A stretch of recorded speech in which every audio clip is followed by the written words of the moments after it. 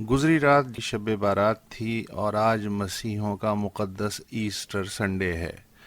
ایسی رات اور ایسے دن کے اتصال پہ ایک تیسرے بودھ مذہب کی اکثریتی ریاست سری لنکا سے خبر آئی ہے کہ دارالحکومت کولمبو، باتی کولوا اور نگومبو میں 8 بم دھماکے ہوئے، عبادت گزاروں سے بھرے 3 گرجا گھر اور مسافروں سے بھرے 4 اعلیٰ ہوٹل نشانہ بنے۔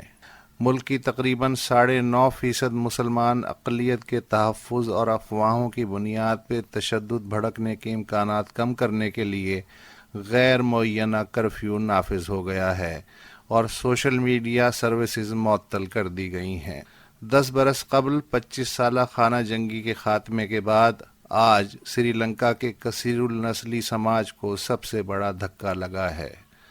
اطلاعات ہیں کہ سری لنکا پولیس نے ایک غیر ملکی انٹیلیجنس ایجنسی کی اطلاع پہ 11 اپریل کو محکمہ جاتی وارننگ جاری کی تھی کہ نیشنل توحید جماعت نامی ایک گروہ گرجا گھروں کو نشانہ بنانے کی منصوبہ بندی کر رہا ہے۔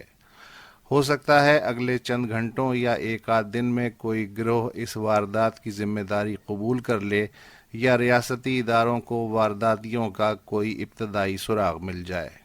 سری لنکا میں 10 برس پہلے تامل سنہالہ خانہ جنگی کے خاتمے کے بعد بودو بالا سینا نامی ایک انتہا پسند بدھ گروہ منظر عام پہ آیا۔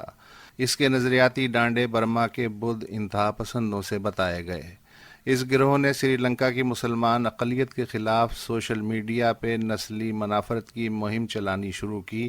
2014 اور 2018 میں بودھ انتہا پسندوں نے مسلمانوں اور ان کی املاک پہ حملے بھی کیے، چند اموات بھی ہوئیں۔ گزشتہ برس ہی نیشنل توحید جماعت کا نام بھی پہلی بار سنا گیا اور گوتم بدھ کے چند مجسموں کی توڑ پھوڑ کی ذمہ داری بھی اس گروہ پہ ڈالی گئی۔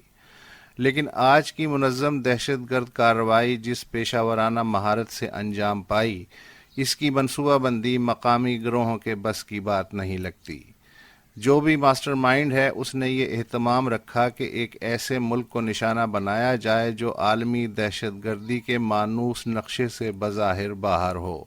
اکثریتی بودھ عبادت گاہوں کو نشانہ بنانے کی بجائے ایسی اقلیت کی عبادت گاہوں کو ہدف کیا جائے جس کی گونج مغرب تک سنائی دے، اور سری لنکا کی معاشی شہرگ یعنی سیاحت کی صنعت بھی چند برس کے لیے اوندھے منہ گر جائے۔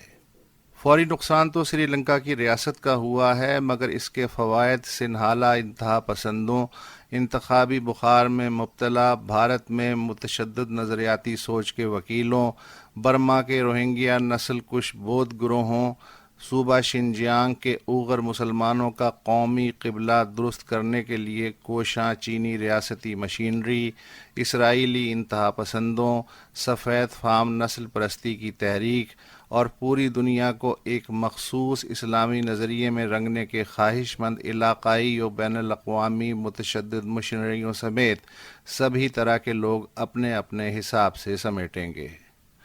اس کرۂ ارض کو اس لمحے 2 بقائی تباہیاں درپیش ہیں: ماحولیات کی تباہی اور برداشت کی تباہی۔ کسی کی سمجھ میں نہیں آ رہا کہ اپنے ہی ہاتھوں پیدا کردہ ان 2 عفریتوں سے کیسے نمٹیں۔ لگتا ہے کوئی کہیں بیٹھا سورہ اسرافیل نامی آلے کو استعمال سے پہلے آخری بار جانچ رہا ہے۔